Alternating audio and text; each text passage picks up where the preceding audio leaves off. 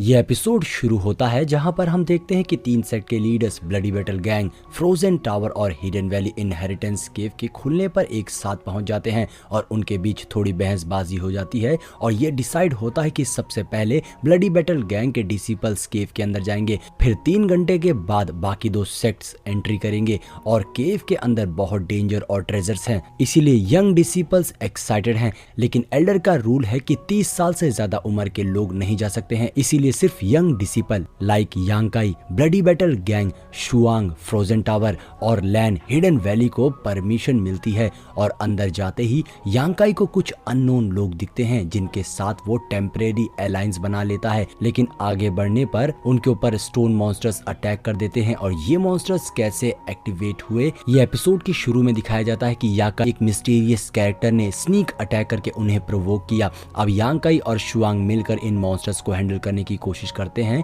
यांकाई अपने young energy को use करके एक मॉन्स्टर का हाथ तोड़ देता है, लेकिन मॉन्स्टर का दूसरा हाथ पहले से ही ज्यादा पावरफुल हो जाता है और शुआंग को समझ आ जाता है कि इन मॉन्स्टर्स की बॉडी में यिन और यांग एनर्जी का बैलेंस है और एक साइड वीक यिन तो दूसरी स्ट्रॉन्ग यांग। दोनों को स्ट्रेटेजी समझ आती है और ये साथ यिन और यांग एनर्जी अटैक करके मॉन्स्टर्स को मारने लग जाते हैं और टीम वर्क करके वो पहला मॉन्स्टर डिफीट कर देते हैं। लेकिन बाकी मॉन्स्टर्स ने उनके टीममेट्स को सराउंड कर लिया था। अब यांकाई और शुआंग दोबारा मिलकर अटैक करते हैं और एक कोऑर्डिनेट मूव से मॉन्स्टर्स की यिन और यांग एनर्जी क्लैश करके उन्हें रबल में बदल देते हैं। और विक्ट्री के बाद ट्रेजर्स, मार्शल आर्ट्स स्किल के स्टोन्स डिस्ट्रीब्यूट करने की बात आती है। अब लैन हिडन वैली चाहती थी कि सबने कंट्रीब्यूट किया था, इसीलिए इसे इक्वली बांटना चाहिए। लेकिन यांग ब्लडी बैटल गैंग का डिसिपल, उसका कहना है कि यांकाई की कल्टीवेशन कम है, इसीलिए उसे ज्यादा नहीं देना चाहिए। अब शुआंग को इस पर बहुत गुस्सा आ जाता है और वो यांकाई का सपोर्ट करती है। आखिर में लैन कहती है कि अगर फ्यूचर में हमें ट्रेजर्स मिलते हैं तो यांकाई को प्रायोरिटी मिलेगी। अब थोड़ी देर के बाद यांकाई कुछ और मॉन्स्टर्स को अटैक करके ले आता है जिनको सब मिलकर डिफीट करते हैं। लेकिन हर बैटल के बाद ट्रेजर डिस्ट्रीब्यूट करने का सेम ड्रामा होता है। शुआंग फ्रस्ट्रेट हो जाती है क्योंकि लैन और यांग मिलकर यांकाई को चीट कर रहे थे और जब तक वो आर्ग्यू कर रहे होते हैं एक जियांट स्टोन मॉन्स्टर एक्टिवेट हो जाता है जो उनकी एनर्जी एब्सॉर्ब करके खुद को रीजनरेट कर लेता है। और ये मॉन्स्टर इतना ज्यादा पावरफुल है कि सबको एक ही अटैक में पीछे ढकेल देता है। अब स्टोन मॉन्स्टर जो एनर्जी एब्सॉर्ब करके फिर से रीबर्थ हो गया था, अब टीम के सामने खड़ा हो गया था और ये मॉन्स्टर अपने पैरों पर खड़ा होकर गुस्से से रोर करता है और टीम डर जाती है। वो लोग एस्केप का रास्ता ढूंढने लग जाते हैं, लेकिन मॉन्स्टर ने स्टोल यूज करके दरवाजा सील कर दिया था और कोई एस्केप रूट नहीं बचा था और मॉन्स्टर अपने हाथों से उन्हें क्रश करने की कोशिश कर रहा था। पहला अटैक टीम डॉज कर ले, लेकिन दूसरा अटैक शुआंग को लगने वाला था। तभी यांकाई जंप करके मॉन्स्टर के हाथ पर मुक्का मारता है जिससे उसका हाथ टूट जाता है, पर ये मॉन्स्टर रीजनरेट हो जाता है, एनर्जी एब्सॉर्ब करके अपने हाथ को फिर से बना लेता है। यांकाई और शुआंग को बचाने के लिए एक बैरियर बनाते हैं, लेकिन मॉन्स्टर उसे तोड़ देता है और दोनों को दूर फेंक देता है। अब मॉन्स्टर और बड़ा हो जाता है और उसकी आंखें ग्लो करने लगती हैं और उसका ऑरा पहले से ज्यादा डेंजरस हो गया था। टीम डर गई थी, लेकिन यांकाई उन्हें हिम्मत देता है कि यह मॉन्स्टर पहले वाले जैसा ही है, बस साइज थोड़ा सा बड़ा हो गया है। वो प्लान बनाते हैं कि सबको मिलकर यिन और यांग एट्रीब्यूशन पर एक साथ अटैक करना होगा। टीम को डिवाइड किया जाता है। यिन एनर्जी वाले लोग यांग एट्रीब्यूट के पास जाएंगे और यांग एनर्जी वाले यिन एट्रीब्यूट पर अटैक करेंगे और सब लोग अपनी पोजीशन पर जाते हैं। मॉन्स्टर उन्हें रोकने की कोशिश करता है, लेकिन सभी की स्पीड फास्ट होने की वजह से वो अटैक्स को आराम से डॉज कर ले रहे थे। एक पॉइंट पे शुआंग मॉन्स्टर के हाथ पर चढ़ जाती है और यांकाई के साथ मिलकर उसके यिन एट्रीब्यूट पर अटैक करते हैं और दूसरी तरफ दोनों लड़कियां जंप करके यांग एट्रीब्यूट पर अटैक करती हैं, जिससे मॉन्स्टर के दोनों हाथ टूटकर गिर जाते हैं और स्मोक फेल हो जाता है और टीम रिलैक्स करती है। लेकिन थोड़ी देर के बाद मॉन्स्टर फिर से रीजनरेट होने लगता है और छोटे छोटे स्टोन पीसेस उसकी बॉडी से चिपकने लग जाते हैं। अब यांकाई समझ जाता है कि टीम की स्पिरिचुअल एनर्जी कमजोर पड़ रही है और स्टेमिना कम होता जा रहा है। मॉन्स्टर को और एनर्जी एब्सॉर्ब नहीं करने देना चाहिए, वरना वो और भी ज्यादा स्ट्रांग हो जाएगा। टीम फिर से मिलकर अटैक करती है, लेकिन मॉन्स्टर उन्हें हिट करके सबको स्कैटर कर देता है।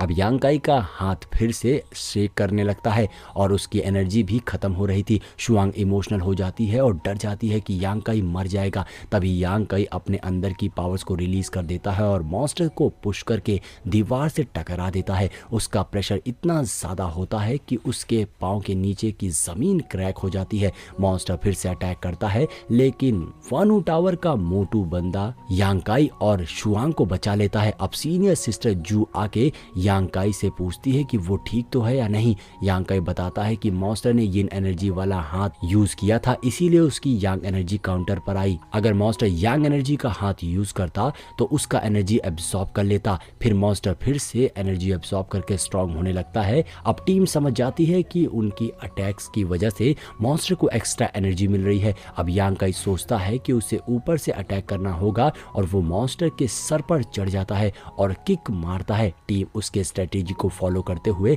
सब मिलकर मॉन्स्टर के बॉडी पार्ट्स को टारगेट करते हैं। लड़कियां यिन एनर्जी से यांग एट्रीब्यूट पर अटैक करती हैं, लेकिन उनकी एनर्जी कम होने की वजह से कुछ भी इफेक्ट नहीं हो रहा था। मॉन्स्टर उन्हें चेस करता है, लेकिन यांग काई उन्हें बचाते हुए अपने आप को रिस्क में डाल देता है और वो मॉन्स्टर के दो हाथों को आपस में क्लैश करवा देता है, जिससे मॉन्स्टर खुद ही अपने हाथ को डैमेज पहुंचाता है और दोनों हाथ टूटकर मिट्टी में बदल जाते हैं और सब सोचते हैं कि यांग काई मर गया, लेकिन वो सेफ दिखता है। अब शुआंग खुश हो जाती है और उसे थैंक यू बोलती है। वानू टावर का वो मोटू बंदा उसे अप्रिशिएट करता है और नियोंग जो पहले से ही जेलस है, गुस्से में कहता है कि यांग काई को इतनी अच्छी चीज कैसे मिल गई।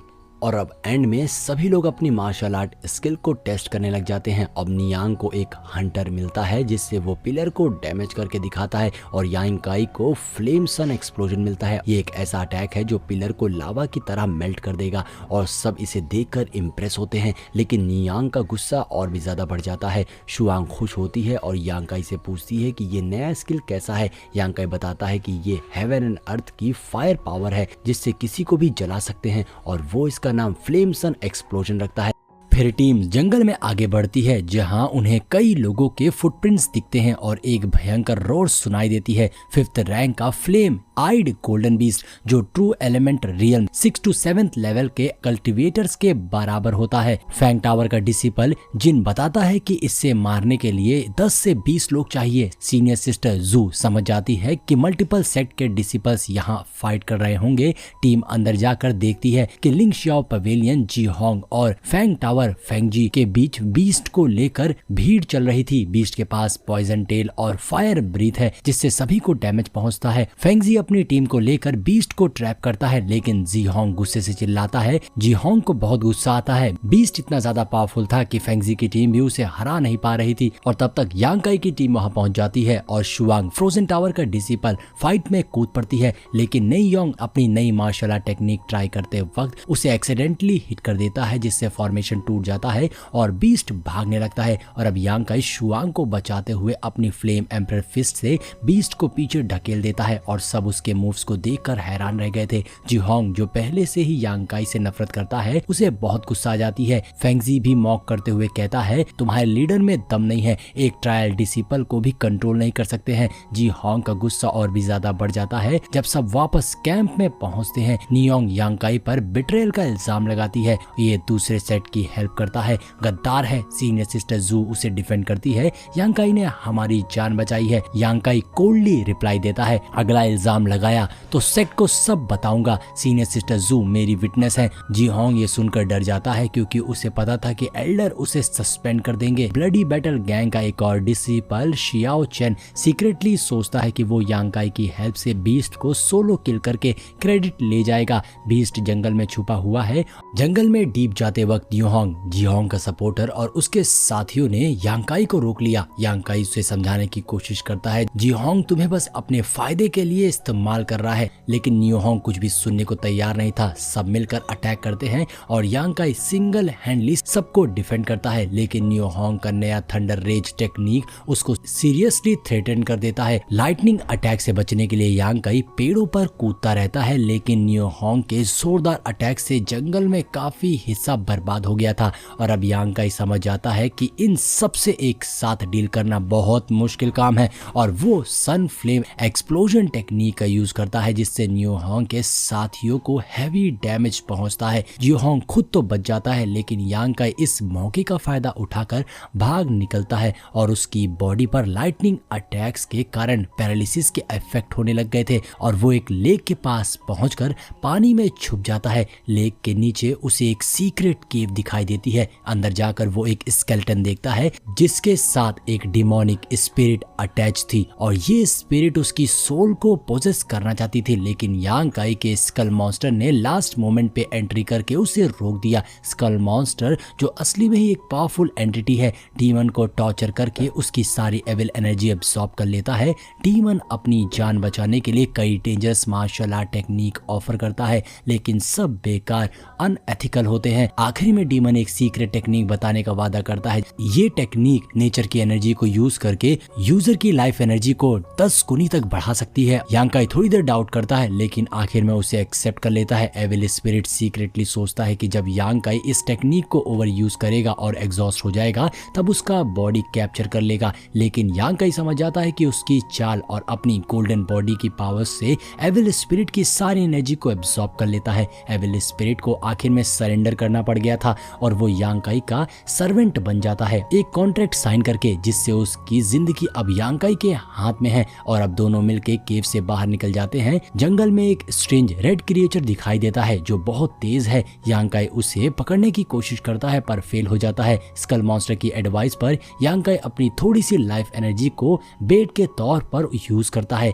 क्रिएचर एनर्जी खाने में बिजी होता है और यांग काई उसे पकड़ लेता है। ये क्रिएचर बहुत क्यूट था इसीलिए यांग काई उसे अपने पास रख लेता है। अचानक जंगल में कोई मिस्टीरियस फिगर उनकी तरफ आता दिखाई देता है जिसे देखकर दोनों अलर्ट हो गए थे। तभी यांग काई को सडनली हु मेई और उसकी बहन जियाओ मेई दिखाई देती है। दोनों लड़कियां किसी डीमन बीस्ट को चेस करते करते इस केव तक पहुंच गई थी। जियाओ मेई को लगता है कि यांग काई ने उसके टारगेट को छुपा लिया है और थोड़ी झगड़े के बाद यांग काई उन्हें कन्विंस करता है कि वो क्रिएचर उसके साथ ही रहना चाहता है और बदले में वो उन्हें एक पावरफुल कल्टीवेशन टेक्निक बताने का ऑफर देता है। ये सुनकर जियाओ मेई थोड़ी हेजिटेट करती है लेकिन हु मेई मिडिल ग्राउंड निकाल लेती है। यांग काई उन्हें केव के अंदर ले जाता है जहां एक एंशिएंट वॉल पर कुछ मार्शल आर्ट टेक्निक्स लिखे होते हैं और दोनों बहनें इन टेक्निक को समझकर अपनी कल्टीवेशन बूस्ट करती हैं और उनका पावर लेवल एकदम से ट्रू युआन रियल्म के फर्स्ट लेयर तक पहुंच जाता है और इन्हें देखकर अर्थ डीमन भी शॉक हो गया था